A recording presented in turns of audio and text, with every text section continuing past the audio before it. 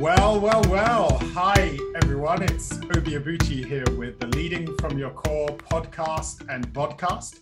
This show is dedicated to helping leaders all around the world discover leadership wisdom, stories, and insights that will enable you to tap into the power of leading from the inside out. And I'm delighted to welcome on the show today, Alyssa Cohn.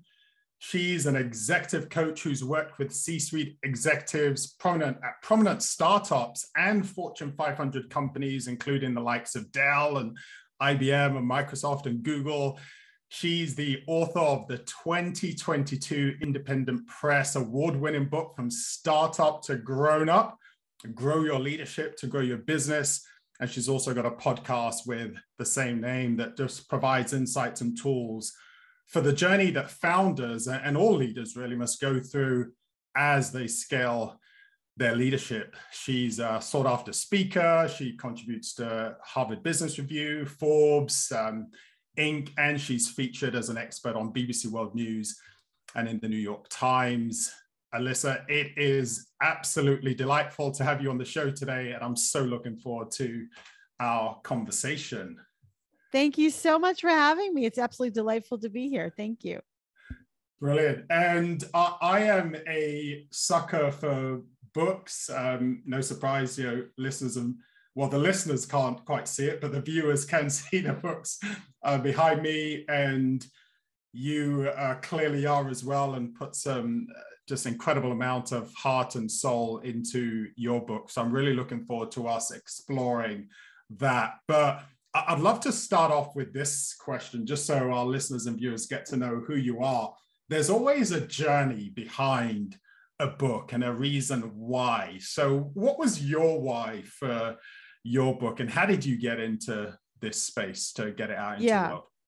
Yeah, great question. So I did work with a lot of startups. So I became a coach after I kind of had this aha moment, which is I want to make a difference and I want to understand why people work, in service of the organization, or sadly not. Like, what are the tools and secrets of management that helps run a company?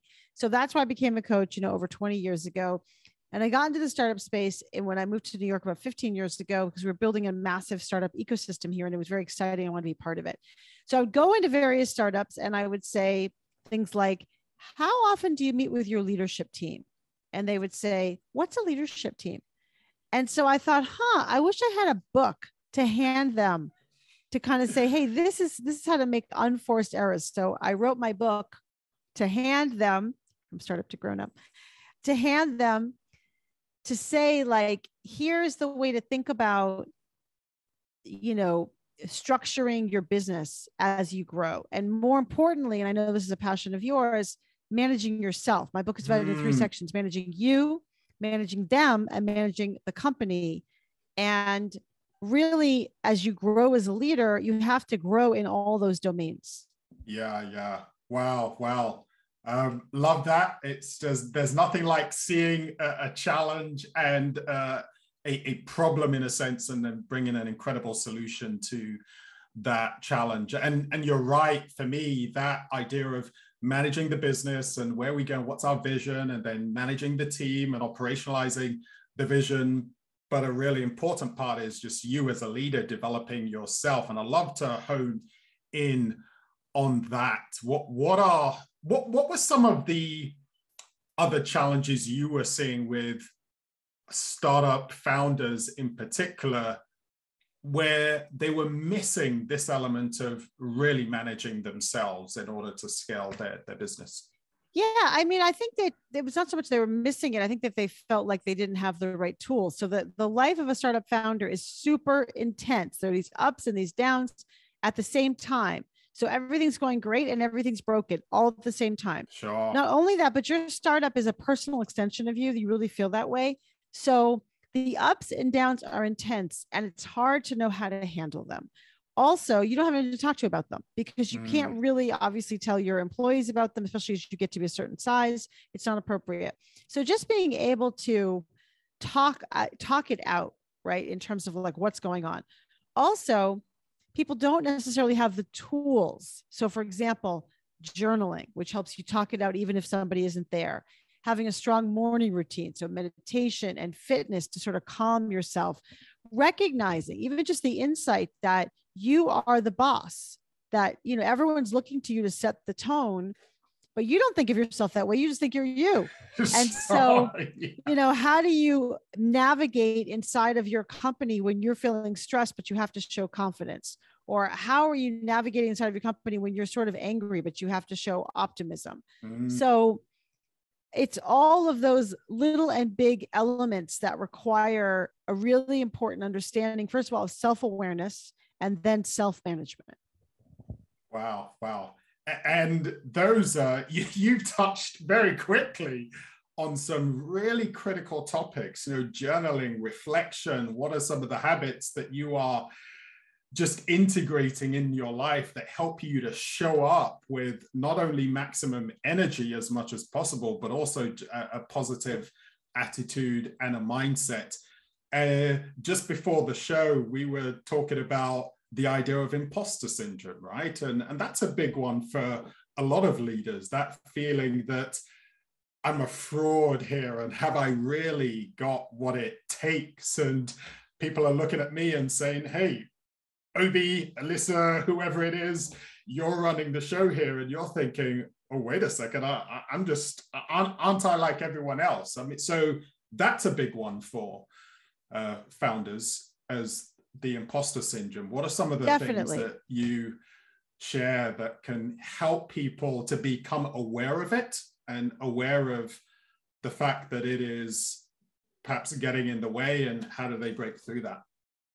Yeah, it's a great question. So on my podcast, From Startup to Grown Up, I ask a question regularly of founders, which is, have you ever experienced imposter syndrome? And like 95% of the time, the answer is yes. So just to say, it's, first of all, it's super common.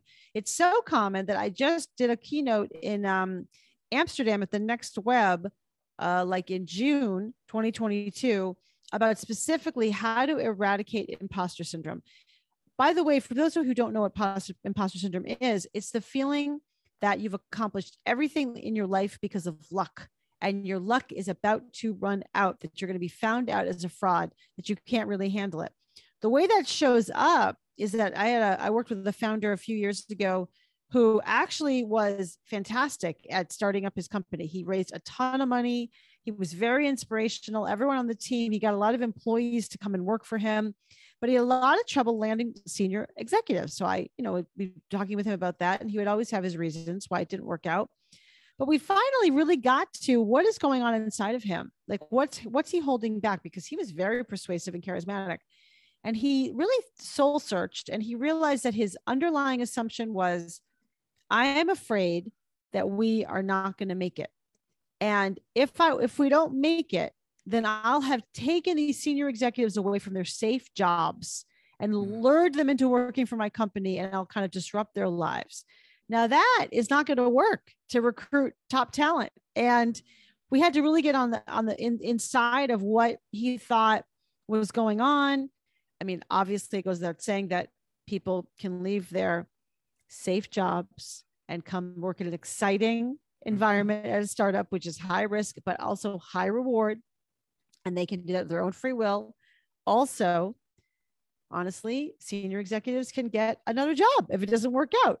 And yet it was for him really holding him back, this kind of insight. And so we had to work around that. And that was a flavor of imposter syndrome. And that's how it can show up for people. Yeah. Wow. There's something you said at the start, which is, this is normal. And I read a stat the other day that about 70% of us have experienced imposter syndrome at some point in our life. And I think what's so useful about that is connecting with the realization that this is a common human challenge, can normalize this. And because very often, especially as a founder, we might feel isolated and think, I'm on my own, I'm the only one. And therefore you're not talking about it, probably not journaling about it, not getting the help that you need. And yet I love the fact that you brought in there some reframing of, well, what's really going on? And actually, what do people have that agency to be able to do? They can go and get another job. They can find some other opportunities. But being able to reframe that starts with that awareness, that recognition that this is a common human problem. We're all, and it's normal, right? I mean, I just think of if I'm stepping up to a level that I've probably never really operated at before, it's easy to think, do I have what it takes here? And yet we've got so much success that we can draw on that helps us move forward. So I love the fact that it's helpful for people to realize that this is a common challenge. Yeah. And like you just said, we have so much success from the past to draw on. So what I have my clients do is put together a highlight reel. So a highlight reel is kind of your best of moments from the past, times where you overcame challenges specifically. And when you can really, in a calm moment, write them down, like really write them down, 4, 5, 6, 7 opportunities, 7 moments where you overcame challenges.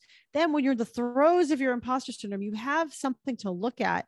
It serves as a highlight reel that reminds you of your greatness. And I think that's very important for everybody to have tools around us, whether it's your friends, whether it's your highlight reel, whether it's kind of like channeling a role model that helps you overcome severe self-doubt when inevitably it creeps up. That's fantastic. I love that. I hope listeners and viewers are taking notes. A highlight reel is a great one to integrate.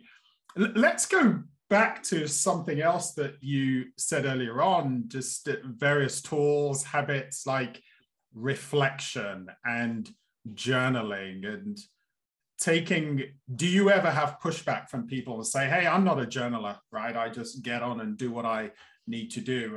And how do you help them overcome that and see the benefit of journaling? Interesting. Do I ever get pushback? The life of an executive coach for startups is a life of pushback. I get constant pushback. Everybody pushes back about how stupid that is. I don't have time for that, whatever.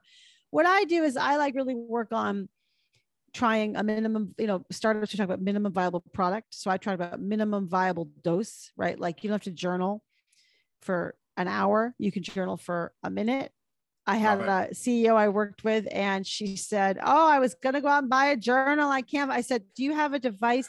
If only you had a little device that you kept with you at all the times and had a little notes function and you could type on the little keys. Oh my gosh, if only you had something like that. She's like, I can't think of what that could be. I know. She's like, you mean I could keep a journal on my iPhone? Bingo. Absolutely, you keep a journal on your iPhone because it's just about having the context to write down what you're feeling and thinking when you feel frustrated, to give you a moment to untangle your emotions. But, people push back on me about like how important exercise is and, like how are they going to make time for it? How they need to sometimes step out in the middle of the day and take a walk to kind of just decompress. Also, how they need to manage their time and not be so responsive or reactive to emails and instead really think about how they can get control of their day. There's a lot of things that people don't want to do. By the way, my motto is successful people do what unsuccessful people don't feel like doing, which honestly is very compelling for people. That is amazing. That is amazing. I'm curious, right? Because for you and I, we work with execs and leaders, and I often have to draw on some of my own personal experiences and challenges and difficulties that I've had to overcome. And so how do you use some of the tools in your own life? It'd just be interesting to hear that for our listeners and viewers. Yeah, well, I'm a human being like everybody else. And I think I'm an effective coach because I've walked the path. I've walked all the path before everybody.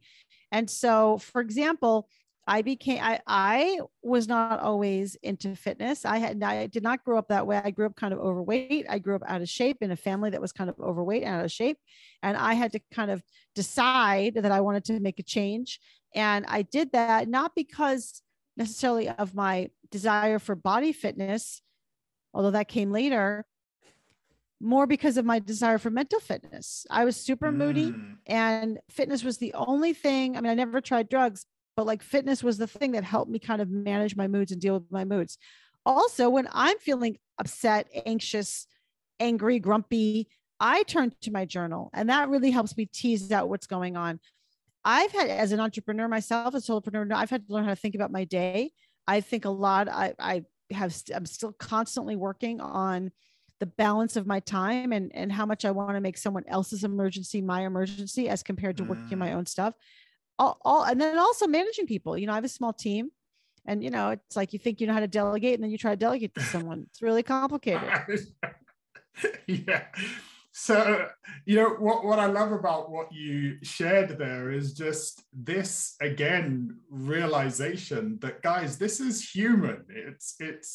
It's a challenge as a leader to think about, how do I get the best out of my day? How do I get the best out of my mindset? What tools, what strategies am I implementing for myself that help me to manage my moods, right? It's not like all of a sudden you're an executive coach, you're a leadership guru, and then it's, oh yeah, I never have to think about that difficulties or challenges. I always delegate perfectly. No, we're constantly having to work on this for ourselves. And I love this idea of the mental fitness, just that recognition.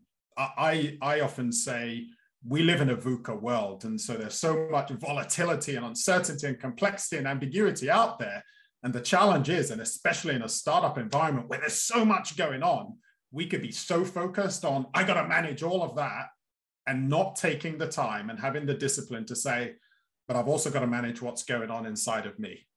Because in my own mind, I'm reacting to, maybe an investor says we're about to pull out. Does that mean it's all over? And I was having a conversation with a client recently, and it was really tough. There's some big investment that they were expecting, and just taking some time to think through, all right, what is it that I can control here? Or what can I influence, and what do I need to accept? And just getting that on paper just gets it out of our messy mind, and just on paper, and say, okay, I can do something here, but there's also some things that I've just got to accept. So I love this idea of working on ourselves, but also just getting that mental fitness, because a resilience is a big one for leaders, because especially in startup, and some people say, oh, be not just a startup, every single environment requires that you're constantly taking knocks and challenges and difficulties all the time. How do you bounce back quickly? And I'd just love you to speak into that as well, just the resilience that is required for a startup to keep going with all of the knocks that you face every day. How do you do that? How do you maintain that resilience? Yeah, I think all of us need resilience in life these days, right? Resilience is the name of the game. And really, it's a question of, it comes back to the basic tools. How do you make sure that you're okay? So one of my mantras for my founders and all my leaders is, I will be okay no matter what. As in, yes, I can lose a massive customer, which has happened. Yes, I cannot get the funding, which has often happened. And as a leader, you need to have an inside sense of like, my self-worth does not come from this external environment. My self-worth comes from in here. And I have the tools around me to help me maintain an even keel when necessary. So that's definitely your peers. You know, like I work with my startup founders to find a peer group to help them talk out their issues. Also, just the ability to think through plan A, plan B, plan C, like scenario planning is very helpful. Also, the other tools we've talked about, you know, mental and emotional fitness. But I will say this, I just recently worked with, I'm working with one of my clients, and he was afraid, and everybody in his company was afraid that they were going to lose their biggest customer. And you know what happened? They lost their biggest customer. That happened. No. Okay. That was terrible. And he was all like, oh, boo-hoo, that was terrible. I said, listen, I'm with you on boo-hoo. I'm not into toxic positivity. Like, it is bad that they lost their biggest customer. However, every single thing opens up opportunities. I said, so what opportunities open up for you? He said, well, and it was immediate. It wasn't like thinking, oh, immediate. Well, we had an exclusive with these guys. So this opens up our ability to find more clients and customers in the entire industry that they were a part of. Wow. I'm like, right. So cool. So like, how do you communicate that to your team? Like, oh, my team's so upset. Great. So how do you communicate to your team the opportunity here without downplaying that it's bad? But, you know, for you, for everybody, many, many, many ups and downs on the way to success. That's true in startups. That's true in all companies, and that is true in life. Wow, that is so powerful, and a great example as well of how the difficulties and the challenges that we face all also create opportunities. And some people might hear that example and say, well, I lost a big customer and we didn't immediately have this opportunity to go out and to the wider market, and that's okay. But being able to ask yourself that question, what opportunity does this open up? Whether that's an opportunity to pivot, an opportunity to rethink our processes, our policies, an opportunity to even think about how we engage out with our customer experience, right? Whatever it is, there is still that opportunity to learn and grow. And so that takes a real resilience of mind, a mental fitness to reframe a difficult and challenging situation and say, like you said, not to be completely almost toxically positive and say, yeah, that was wonderful. No, that was disappointing, but there's an opportunity here nonetheless. So, wow. I would love to hear what has been one of your greatest leadership successes for you personally. What did that reveal about your own mindset and resilience? Well, I think writing my book was one of my greatest leadership successes. And insofar as I was thinking about writing my book for a long time, for a number of years, I was thinking about it and I knew I should write my book and I didn't have time to write my book and all my stuff. So that's like self-leadership. Finally, sitting down and doing the hard work of structuring in my mind's eye, what's this actually going to look like? And then doing the hard work of getting a book contract, and then doing the hard work of writing the book, and then doing the hard work of promoting the book. This is not just happen. None of this just happens.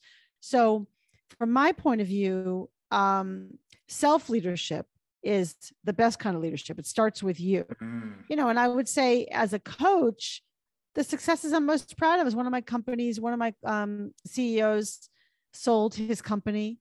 And he said to me, I would never be here without you. That for me is the kind of leadership and partnership really that is so meaningful to me. I love that. And you, when you were describing writing your book, by the way, which is an incredible outcome for sure, you used the phrase, or you said 3 times, doing the hard work. And just, there are 2 things that says to me. One is, guys, this stuff is hard work, right? Leading, achieving anything, getting great results is hard work, but it can be done. You can do hard work. You can push through. And I guess certainly for leaders in startups, that's an important recognition that they need to have, that I've got to be in for the hard work. This isn't going to be easy. I've got to be willing to do the hard things. And that goes back to what we talked about already with resilience, because hard things aren't easy. You've got to push through, and so it does take a lot of tools and strategies to help us with that. All right. Yes. Yeah, and I like obviously that's a great outcome as well with the CEO who said, hey, I couldn't have done this without you. And that also speaks to another important message of leaders having the right support around them, champions, allies, mentors, coaches who can help them experience the breakthroughs that are needed for themselves. So, yeah.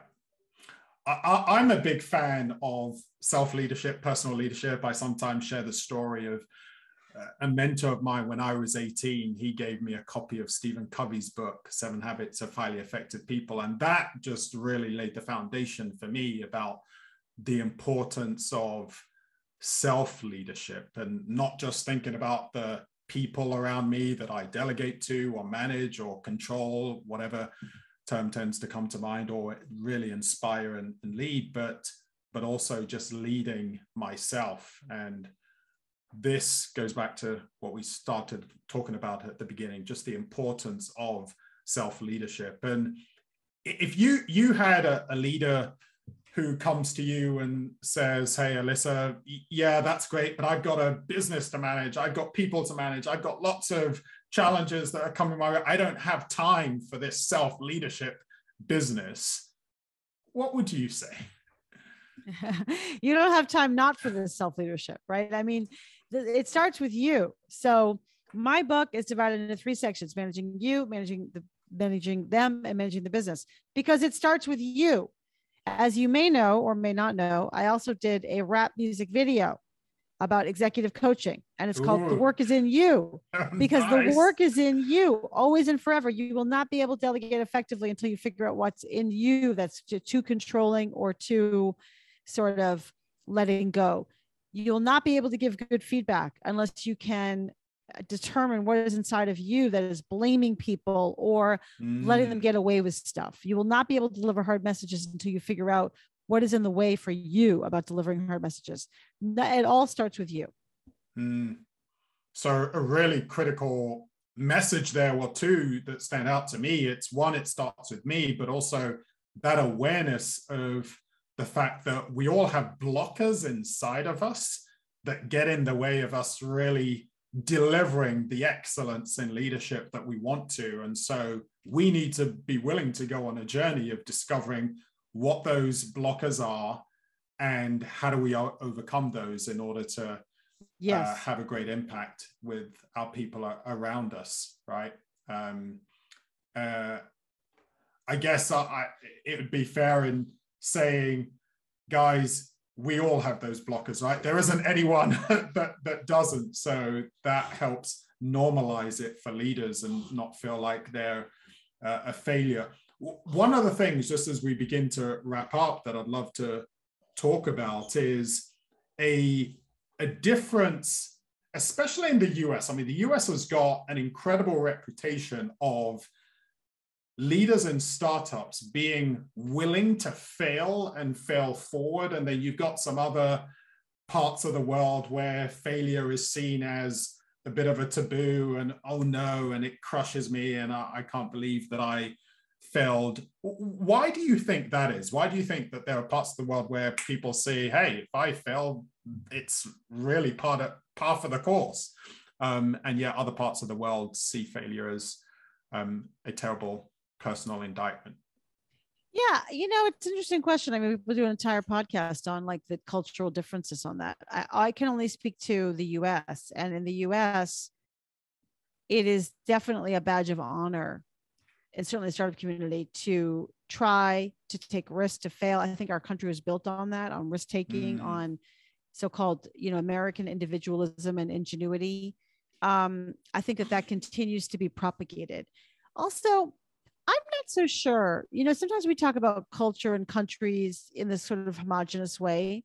I think there are a lot of differences. And I think that anyone who takes on the mantle of being a founder and being an entrepreneur has somehow given themselves permission to fail, and also has massive drive to try not to fail, because you can't, it's kind of the price of admission.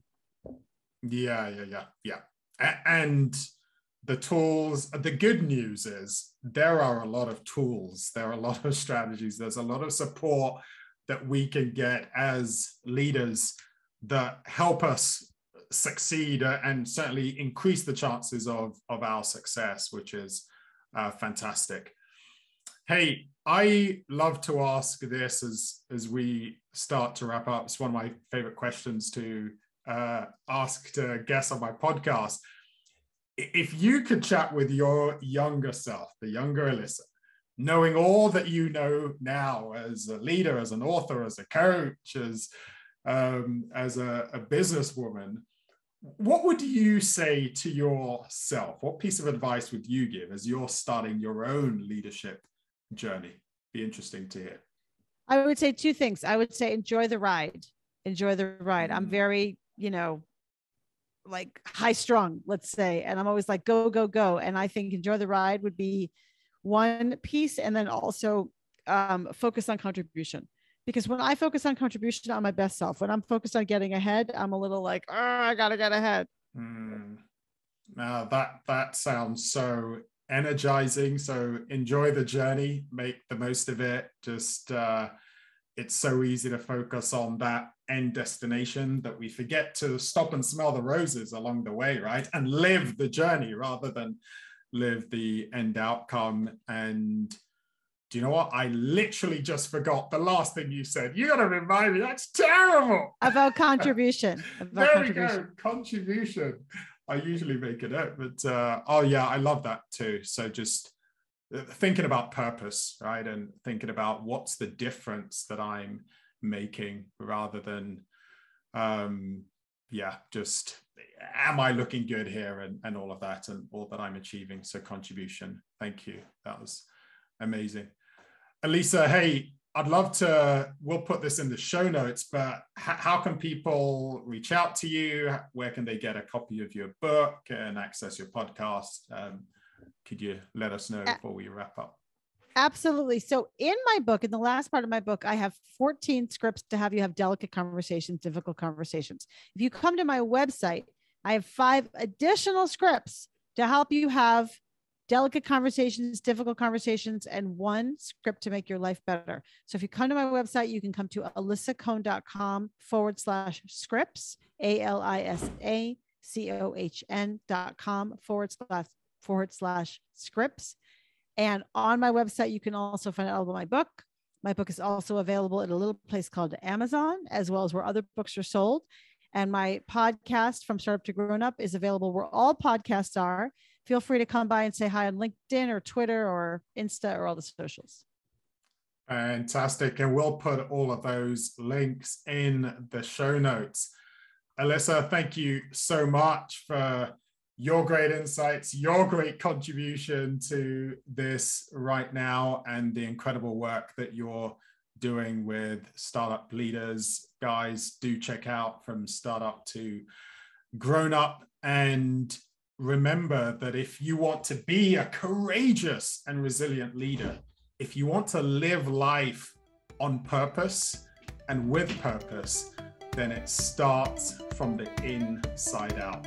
Have a great day and see you on the next show. And Alyssa, thanks again for coming along. Thank you.